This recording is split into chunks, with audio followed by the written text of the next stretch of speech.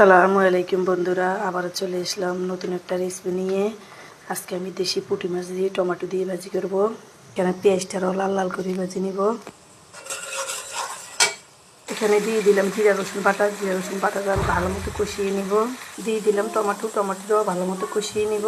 এখানে দিয়ে দিলাম হলুদের গুঁড়া, মরিচের গুঁড়া, স্বাদ মতো লবণ। এখন ভালো মতো কষিয়ে নিব যতক্ষণ পর্যন্ত না মশলার গন্ধটা চলে যাবে। মশলাটা খুব সুন্দর মতো কষানো হয়ে গেছে, তেলটাও বাসিয়েছে। এখন মাছটা দিয়ে মশলাটিতে কষিয়ে নিব। মাছটা দিয়ে দিলাম, ভালো মতো মশলাতে মাছটা কষিয়ে নিব। আমার মাছটা মশলাতে কষানো হয়ে গেছে। এখন পরিমাণ মতো পানি দিয়ে দিলাম পরিমাণ মতো পানি। এই ঝোলে আমি সিদ্ধ করে নিব। আমি প্রত্যেক ভিডিওতে আপনাদেরকে বলার চেষ্টা করি, যত ভালো করে তরকারি কষাবেন ততই খেতে আরও স্বাদ বেড়ে যাবে। দিয়ে দিলাম কয়েকটা ধনিয়া পাতা দিয়ে আর একটু জাল করে নিব।